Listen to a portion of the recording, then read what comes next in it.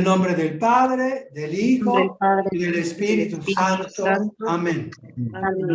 Yo voy a decir el estribillo del Salmo 93 y ustedes van a contestar a cada estrofa. Dichoso el hombre a quien tú educas, Señor.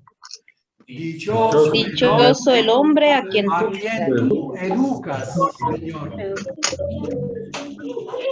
Dichoso el hombre a quien tú educas, al que enseñas tu ley, dándole descanso tras los años duros. Dichoso el hombre a quien tú educas, Señor. Porque el Señor no rechaza a su pueblo, ni abandona su heredad. El justo obtendrá su derecho, y un porvenir los rectos de corazón. Dichoso el hombre a quien tú educas, Señor. Cuando me parece que voy a tropezar, tu misericordia, Señor, me sostiene. Cuando se multiplican mis preocupaciones, tus consuelos son mi delicia. Dichoso el hombre a quien tú educas, Señor. Gloria al Padre y al Hijo y al Espíritu Santo, como era en el principio, de los siglos. Amén. Dichoso el hombre a quien tú educas, Señor. Bien, buenas noches a todos y a todas. Buenas noches. Buenas noches. Bien, nosotros procuramos empezar a tiempo, ¿verdad? Entonces tratemos de estar bien a horario. Hemos dicho, esta es la segunda lección, que vamos a recordar lo de ayer, lo de la primera lección. El curso es bíblico. Entonces, la primera cosa que hay que saber, que Biblia no es un libro, son muchos libros. Es la palabra griega que significa muchos libros. Son 72 y cada uno con su autor, cada uno escrito en lugares distintos, en lengua distinta, con cultura distinta. Eso es importante darse cuenta, porque cuando uno lee, entonces se orienta un poco mejor. Entonces, ahora ponemos el mapa de todo el ambiente de la Biblia para que nos ubiquemos bien. Presten mucha atención en el mapa que ustedes ven. Entonces, en primer lugar, estamos en la cuenca del Mediterráneo. Todo esto es el mar Mediterráneo, que los romanos llamaban Mare Nuestro, Mar Nuestro, porque era todo de ellos. Y todas las naciones en torno al mar Mediterráneo eran su imperio. Entonces, la Biblia se ubica en la cuenca del Mediterráneo, donde están las naciones dentro de las cuales ocurrieron los hechos descritos por la Biblia. En primer lugar, vamos a ver dónde está Israel o Palestina. Aquí está. Es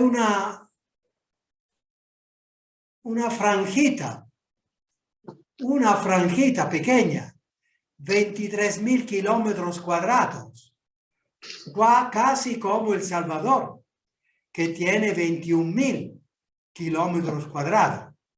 La geografía de Israel la veremos un poco más adelante. Ahora saber dónde está. Aquí, Israel. Más arriba está Turquía, donde están las grandes comunidades de las cuales habla San Pablo. Luego de Turquía pasamos a Grecia, donde está la comunidad de Corinto, de Filipo, los filipenses. Y subiendo, vamos a Italia, que es como un bote, como un bote, una pata que está jugando a fútbol. Sicilia es el balón, la isla de Sicilia, también importante. Y más arriba está Córcega. Aquí está España.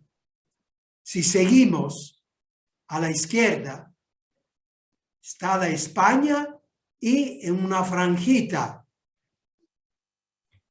más allá de España está Portugal. Aquí estamos. La otra parte importante de esta geografía es Egipto. Egipto está aquí, donde fueron esclavos. Y está el Mar Rojo. Ahora han hecho un canal que se llama el Canal de Suez, que corta ese pedazo de tierra que había entre el Mediterráneo y el Mar Rojo. Y entonces, antiguamente, naturalmente, no había el Canal de Suez. Entonces, esta franja entre el Mar Rojo y el Mediterráneo era tierra firme, por donde pasaron los hebreos para liberarse de Egipto e ir hacia Jerusalén, hacia Israel.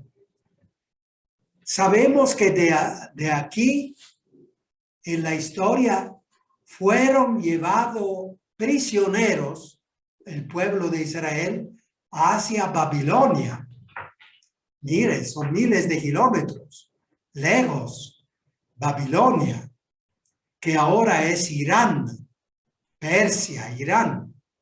Y también aquí la ciudad de Nínive, otra tierra donde muchos israelitas fueron llevados prisioneros, Nínive, donde fue el profeta Jonás, que no quería ir, pero Dios lo obligó a ir. Y después viene la gran extensión de Asia, África abajo. Y si seguimos de España a la izquierda, cruzamos el Atlántico y nos encontramos en Guatemala. Aquí ustedes ven el Mediterráneo,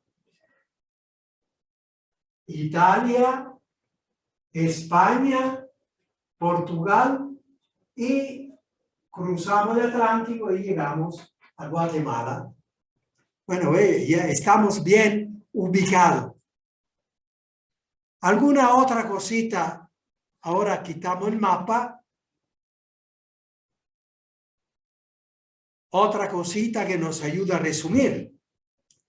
Hemos dicho eso de que Biblia son muchos libros.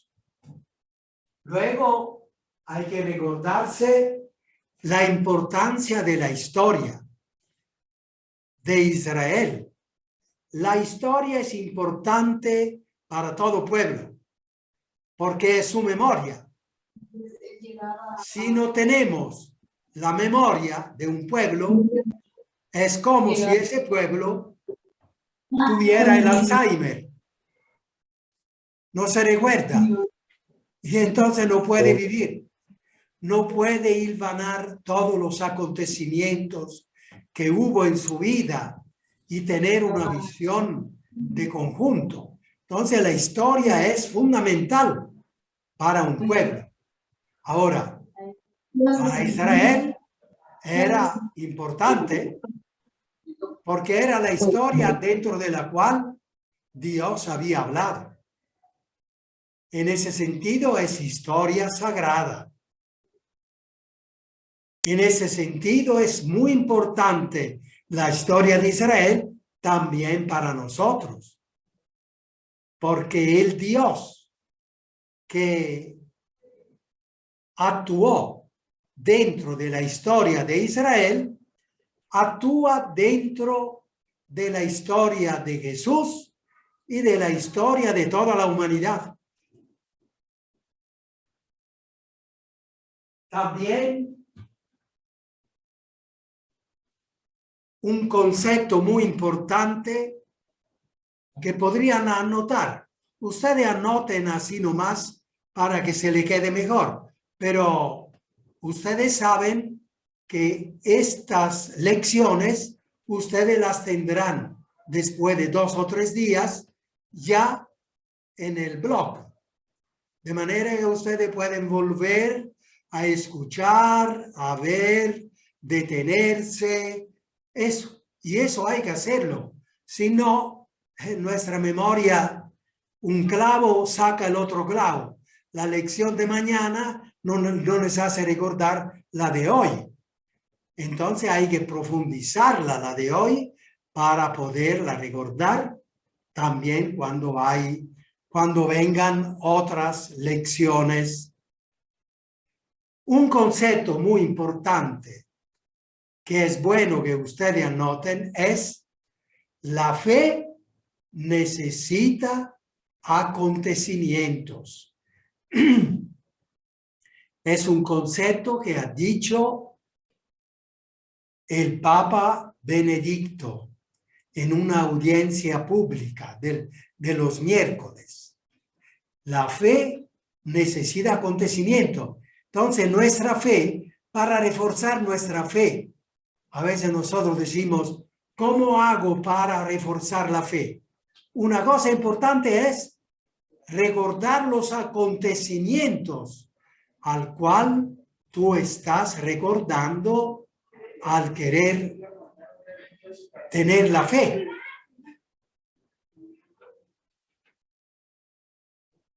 Entonces, si uno quiere aumentar la fe en Jesús resucitado, que vaya a leer el acontecimiento que está en los evangelios, posiblemente en todos los evangelios, que describen ese acontecimiento. En la medida que nosotros tomamos contacto con los acontecimientos, nuestra fe se refuerza. Vean qué importante. Y igualmente, si ustedes dan catequesis y quieren que los niños o que las personas que escuchan puedan reforzar su fe, leer, volver a leer los acontecimientos junto a ellos. Entonces la fe es como uno que pone los pies sobre tierra firme, ¿verdad? Otra cosa que resume lo de ayer, otra cosa muy importante que también habría que anotar. Nuestra fe, en primer lugar, no es en la Biblia, en el libro escrito, en esas palabras escritas. Nuestra fe no es allí. Nuestra fe es en Jesús, en la persona de Jesús. En ese sentido, la Biblia es importante porque habla de Jesús. Pero nuestra fe es en Jesús, no es en un libro. El libro nos sirve, nos ayuda, pero nuestra fe y nuestro amor no es en un libro, sino en Jesús, en una persona, que es la persona de Jesús. La Biblia nos sirve, muy importante, porque habla de Jesús. Y la historia de la Biblia, del pueblo hebreo, es la historia del pueblo de Jesús. Por lo tanto, nos hace comprender mejor el modo de hablar de Jesús, el modo de actuar de Jesús, los acontecimientos que están en los evangelios, etc. Y también hemos dicho que la Biblia, bueno, es tantas cosas, es luz, todas las cosas bellas, todas las cosas que te dan fuerza, es luz, agua, fuego. Y San Pablo dice, es también un arma para luchar contra el mal. Jesús la usó precisamente en las tentaciones. Está escrito, no de solo pan vive el hombre, ¿verdad? Y así nosotros, conociendo bien la Biblia, la usamos también como arma contra nuestras tentaciones y también para dialogar con otros hermanos y hermanas que tal vez no conocen la Biblia o la interpretan de otra manera. Tal vez nos ayudan en un diálogo, sin ponerse a discutir, a pelear mucho menos, porque eso no va. Y finalmente, la Biblia y la tradición, con la T mayúscula, recuerden, la tradición con la T mayúscula. No son las tradiciones de nuestra gente que la mañana de la Navidad se come el tamal, etc. Sino con la T mayúscula. O sea, esas cosas que se transmiten, pero que son palabra de Dios. Eso. Son palabra de Dios. La Biblia es palabra de Dios, pero también la tradición, con la T mayúscula, es palabra de Dios. Cuando veremos qué es, nos recordaremos mejor.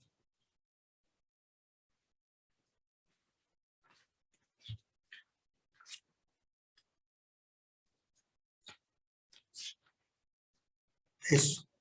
Unos segundos de descanso para que la inteligencia de ustedes pueda recordarse, la memoria pueda recordarse y reunir en un momento todo lo que hemos dicho.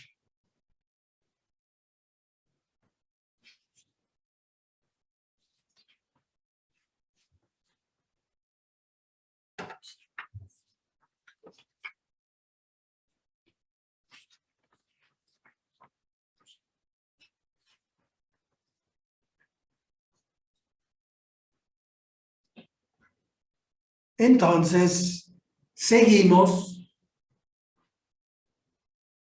en la continuación de la lección de anoche. Y precisamente la iniciamos así. La palabra de Dios no está únicamente en la Biblia. La palabra de Dios no está únicamente en la Biblia. Dios habla también en la vida de cada uno de nosotros. Tenemos la conciencia y decimos la conciencia es la voz de Dios. ¿Por qué? La hizo Él precisamente para que podamos tener un diálogo con Él.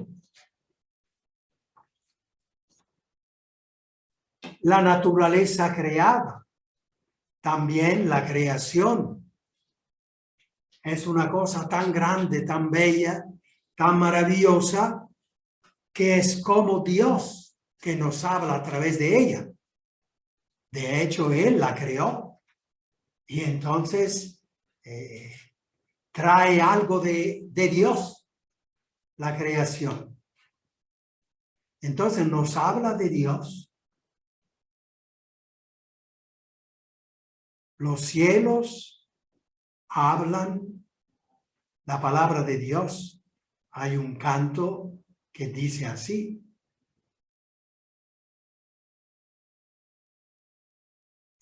También en la historia de nuestros pueblos, Dios habla al ser humano. Y el ser humano se une, forma pueblo, y entonces Dios guía a este pueblo. En una palabra, todo lo que pasó en la historia de Israel pasa en la historia de cada pueblo. Esto también es importante, es como un concepto importante. Todo lo que sucedió en la historia de Israel sucede o se repite en la historia de cada pueblo. No con los mismos acontecimientos, pero son palabras diferentes para poder dialogar con Dios. Pero son palabras como la historia de Israel era la palabra de Dios. Dios habla también con los pueblos y a través de la historia que estos pueblos tienen y tejen, van tejiendo. En Guatemala se está ocurriendo la dinámica. Esa es una palabra bonita para recordar. En Guatemala será, en la historia de Guatemala, será la misma dinámica que se daba en la historia de Israel. En Guatemala, cuando hemos ido a la fiesta de la proclamación de los beatos, de los 10 beatos del Quiché, o de los 2 beatos de Izabal, padre Maruzzo, el hermano Obdulio. Es una historia de Guatemala, pero es una historia de fidelidad a Dios, como sucedió en la historia de Israel. Tantos mártires también, que estuvieron fieles a Yahvé, por el mismo motivo, para conservar y defender valores que Dios ha dado a la humanidad.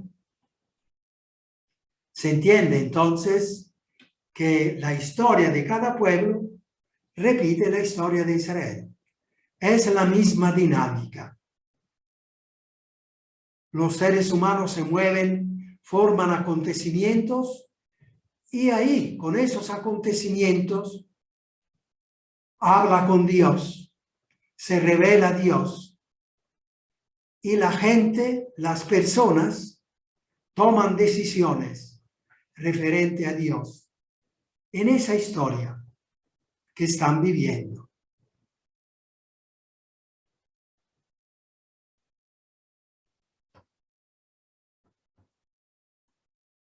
Otro concepto importante es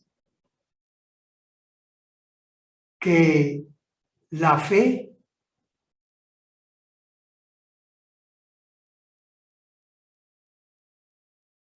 es importante,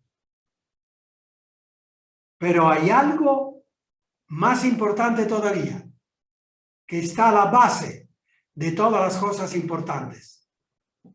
¿cuál es la cosa que es más importante todavía que la fe? A ver si se les viene en la mente. No es fácil porque, digamos, son ideas que no son tan comunes. Bueno, entonces anoten y recuerden. La cosa más importante aún que la fe en Dios o en Cristo, cosa más importante aún que la fe es el amor. Es el amor. En el sentido que hay personas que pueden no tener fe porque no conocen a Jesús, ni siquiera conocen a Dios, pero aman, pero dan la vida por sus hijos, padres de familia, madres de familia. Dan la vida para socorrer a la gente. Se organizan para socorrer a los pobres, a la gente enferma. Actualmente hay muchos jóvenes que hacen eso sin hacer referencia a Dios.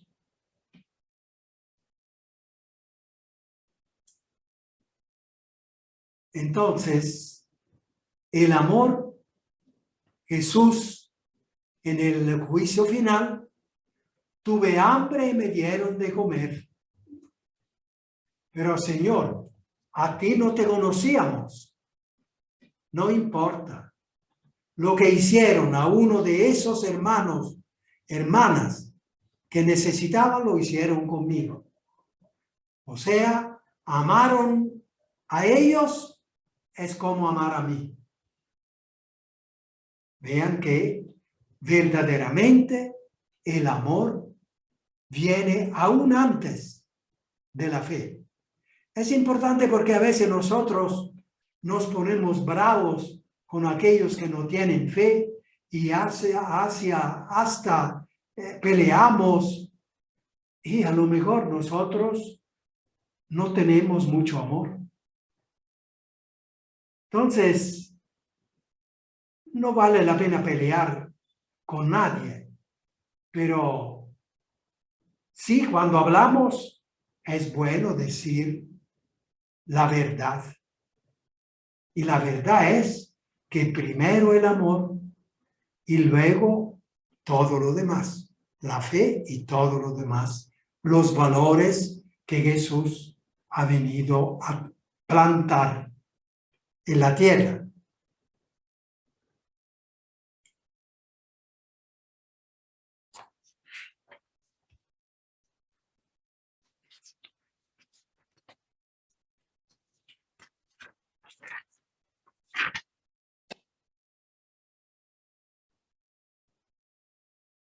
Algunos preguntan ¿desde dónde empezar a leer la Biblia? Yo quiero leer toda la Biblia. ¿Por dónde empezar? Aquí es un consejo que se me ocurre ahora. Empiecen desde el Evangelio. Los Evangelios y el Nuevo Testamento. Después pueden empezar desde el inicio y leer todo lo que quieran. Pero primero de los Evangelios. ¿Por qué? Porque son los Evangelios que hablan directamente de Jesús. Y como toda la Biblia se refiere a Cristo y todos los acontecimientos se refieren a la historia de la cual protagonista principal es Jesús, entonces conocer primero a Jesús, entonces se podrá conocer, entender mejor toda la Biblia. Si no, leo y es como ir por un paisaje que no conozco y camino por aquí, por allá y entiendo poco. Si no sé para dónde voy, si no conozco la ciudad, para dónde voy, yo camino a la loca y casi no entiendo nada. Solo conozco así los acontecimientos, pero no sé darle el sentido de la fe. Entonces, empezar siempre desde los evangelios.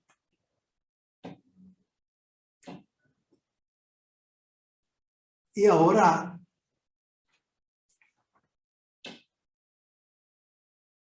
aquí nos detenemos un rato.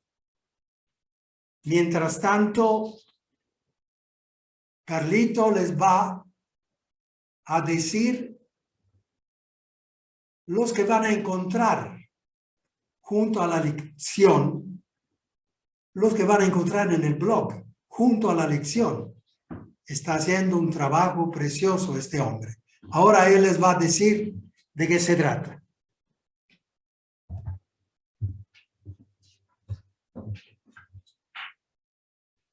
Buenas noches a todos. Acá en el blog de Fray Mauro vamos a tener disponibles en este momento, pues inicialmente, si no recordamos cuál es el link para entrar a la clase, pues entramos únicamente a fraymauro.com.gt y acá pues vamos a encontrar siempre el link de la clase, vamos a encontrar el horario, qué días, cuándo inicia y cuándo termina.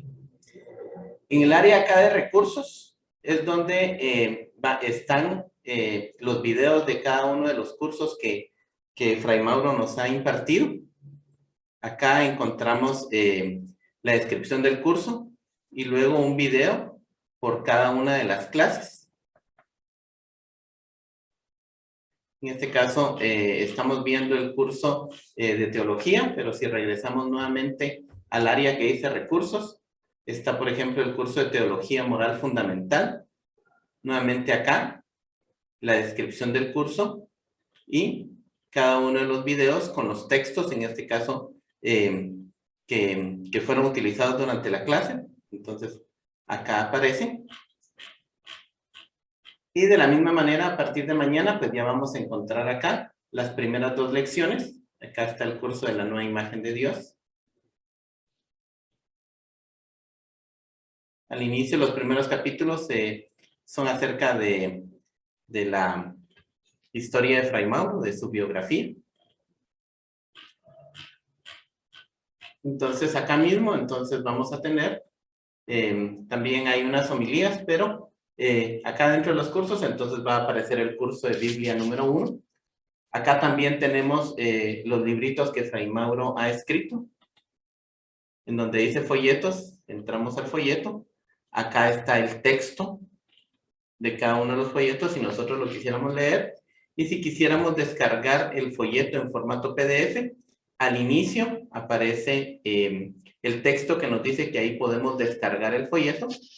Hacemos clic sobre él y entonces ya nos aparece el folleto como nosotros lo encontramos físicamente. De la misma manera que está cada uno de los folletos.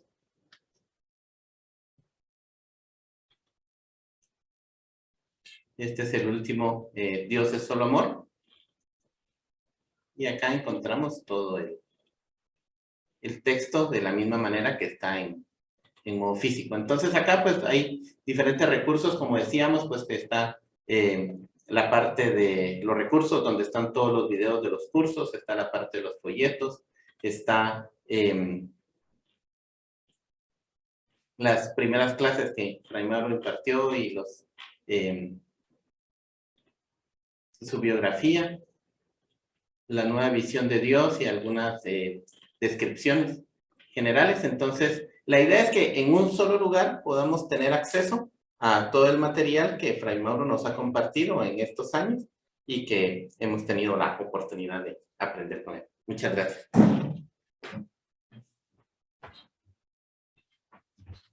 Muchas gracias, Carlitos. Eso. Muchas gracias.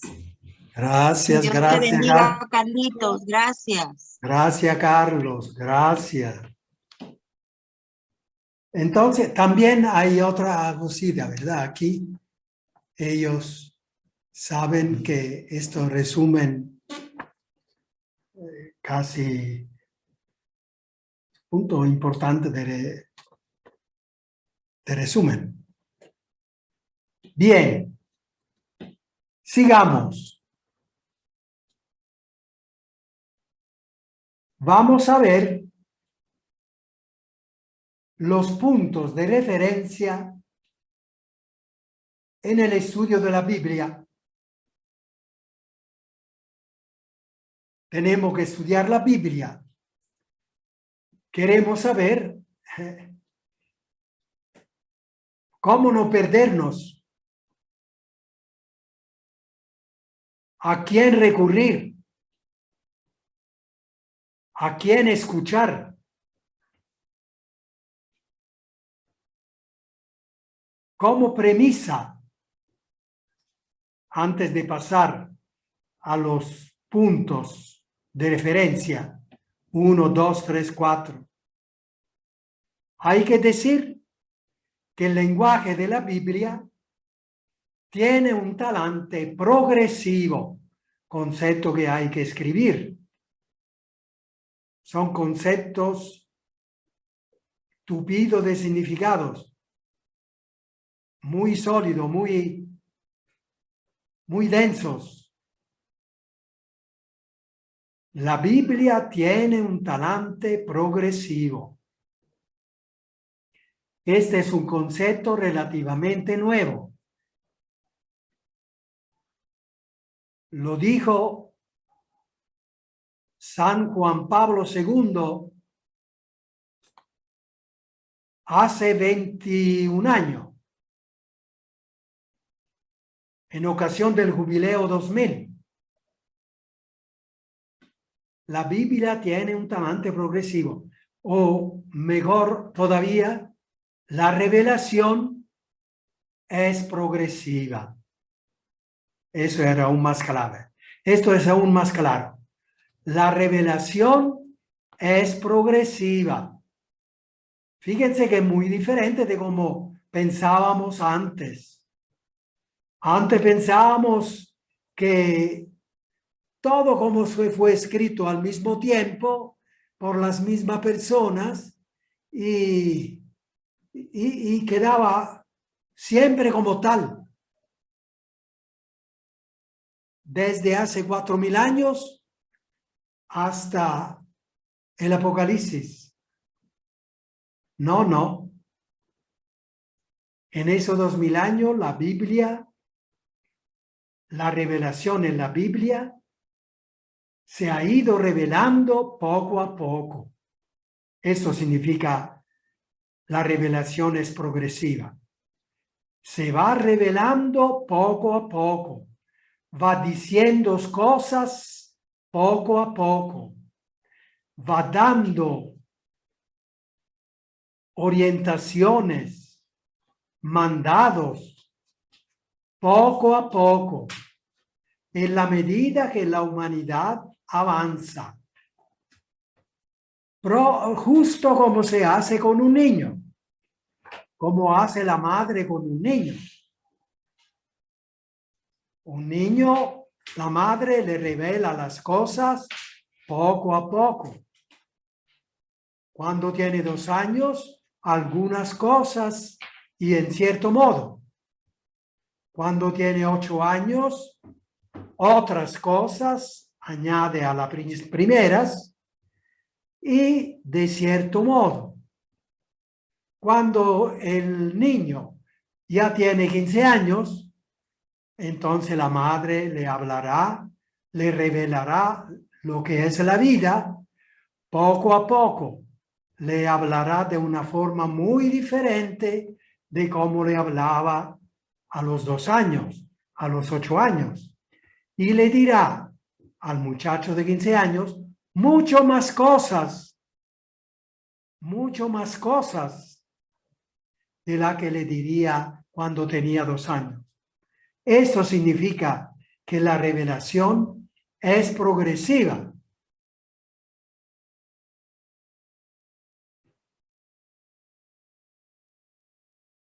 Y es bueno añadir a esto el concepto que encontraremos más adelante, que la revelación terminó con el Apocalipsis.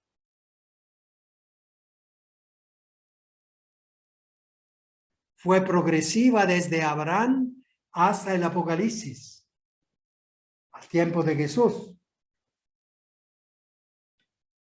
unos 100 años después de Jesús.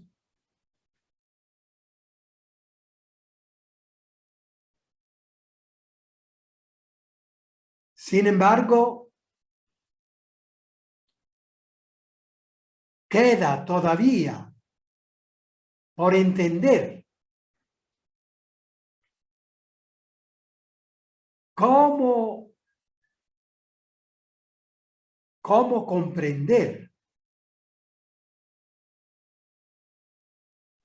cómo explicar lo que Jesús nos ha dicho. Jesús nos ha dicho todo de la revelación. Y ahí está, en los evangelios. Pero ahora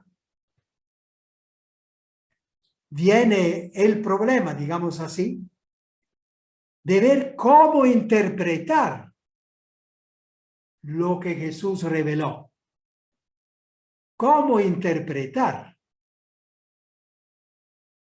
lo que Jesús reveló.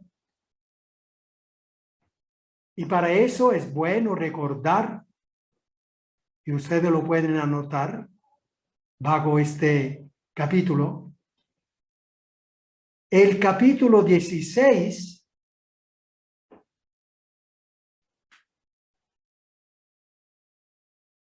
del Evangelio de San Juan, capítulo 16, versos de 12 a 15. Capítulo 16 de 12 a 15. ¿Qué les dice Jesús a los apóstoles?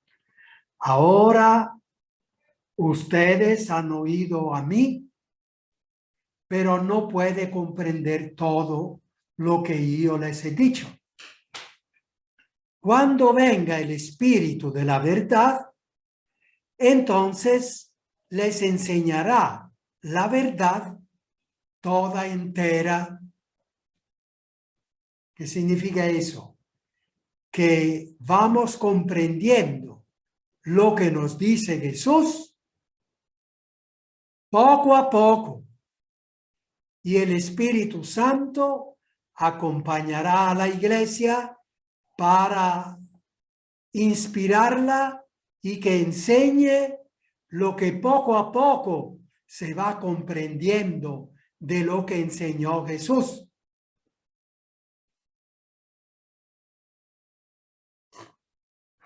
Se puede decir, así dicho de una manera paradójica, que nosotros comprendemos de Jesús mejor de lo que comprendió Pedro. En cuanto que Pedro comprendió lo de su tiempo y al inicio del Espíritu Santo. Pero después de 2000 años, el Espíritu Santo ha ido explicando la verdad de Jesús mucho más. En ese sentido, podemos comprender de Jesús mucho más.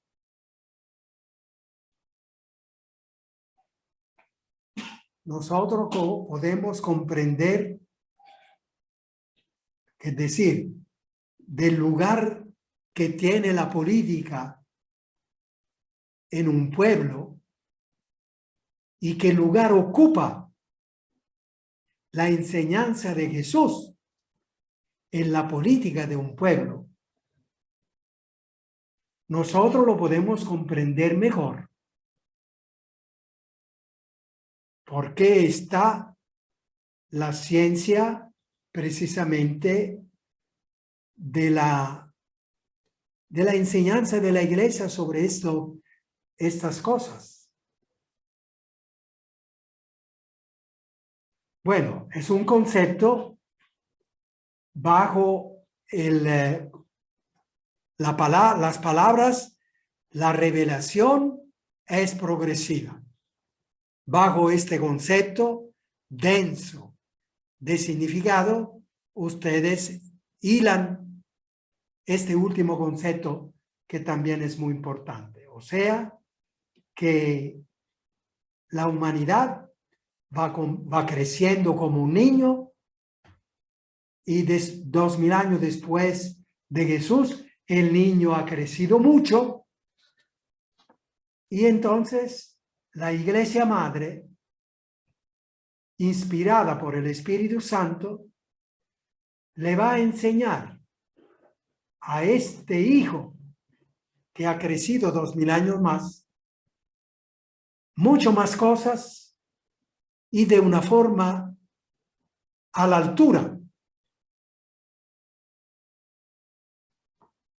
Estamos diciendo cosas muy buenas, muy fuertes. Ahora nos detenemos descansando un rato, ustedes y yo, y dentro de 2 minutos, si hay alguna pregunta, bienvenida.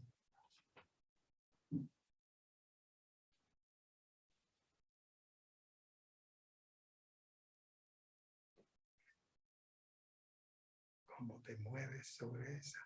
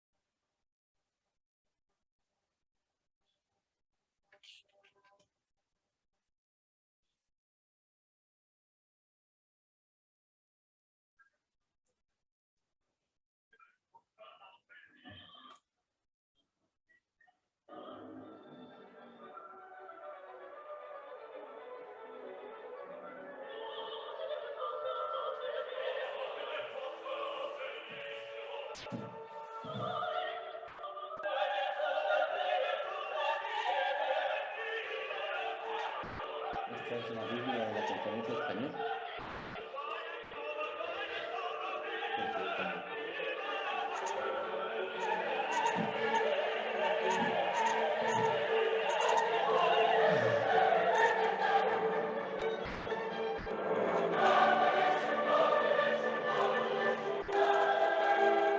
Muy bien.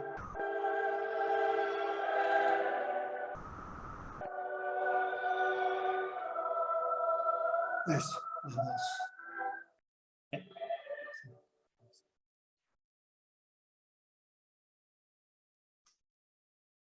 Bien, ¿hay alguna pregunta por ahí?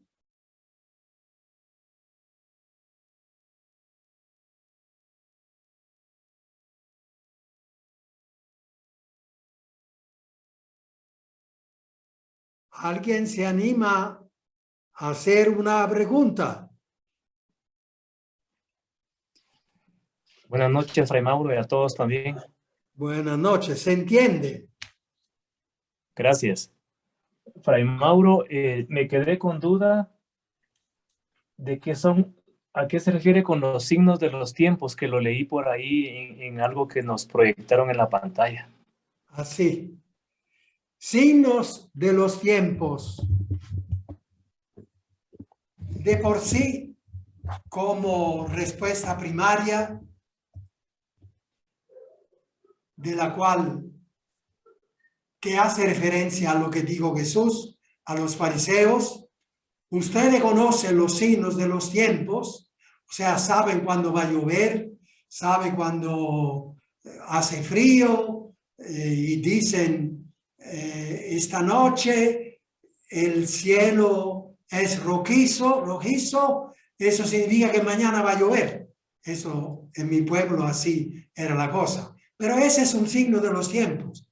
O sea, conocer cómo el tiempo va cambiando tiene signos que los campesinos conocen muy bien lo que vendrá después. Pero Jesús, naturalmente, de esta comparación, hizo una comparación. Como el campesino de las nubes, del sol que se pone, saca conclusiones para mañana, aprende cómo será el día de mañana, aprende cosas. Así ustedes deberían de ver qué es lo que está pasando y reconocer que Dios está metido. Claro, les quería decir, fíjense en lo que está sucediendo. Yo estoy curando a los enfermos. Estoy haciendo ver a los ciegos, oír a los sordos. Y los profetas decían que eso era signo de la venida del Mesías. Y ustedes no se percatan. Ustedes ignoran estos signos. Ahora, a partir de allí, en teología, se ha desarrollado un concepto un poco más completo, que es el siguiente.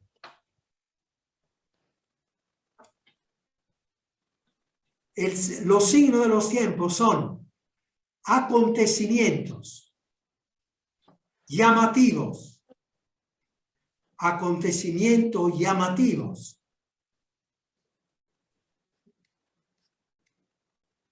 repentinos en la aparición,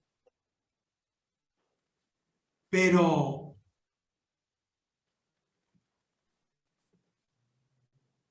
lentos y progresivos en la formación. Un ejemplo va a ser entender.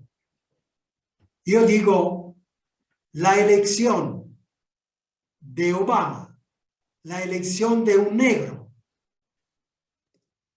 a presidente de Estados Unidos ha sido un signo de los tiempos. ¿Por qué? Un acontecimiento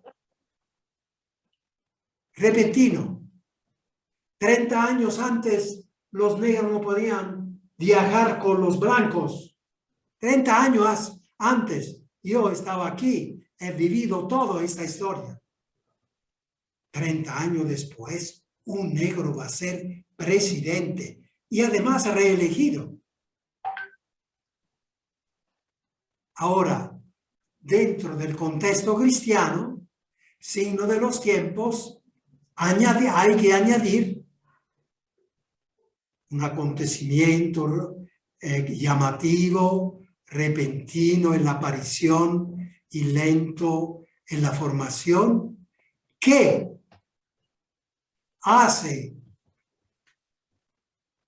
pone en evidencia algunos valores evangélicos. Esta es la definición completa de signo de los tiempos en contexto teológico. Eso de Obama, del presidente de Estados Unidos, ha sido un signo de los tiempos por lo que hemos dicho.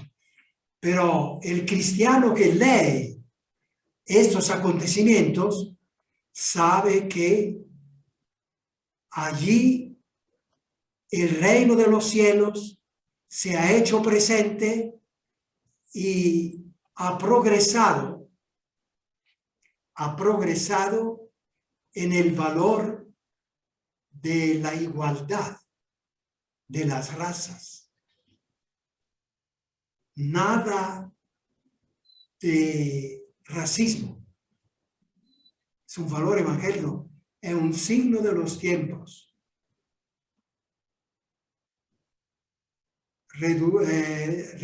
Sintetizando, los signos de los tiempos en el contexto cristiano son acontecimientos llamativos, repentinos en la aparición, en la manifestación, pero lentos en la formación,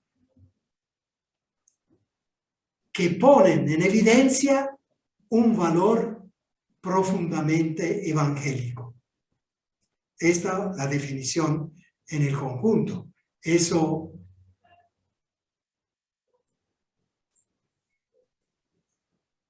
llamativo en los valores cristianos, lento en la aparición,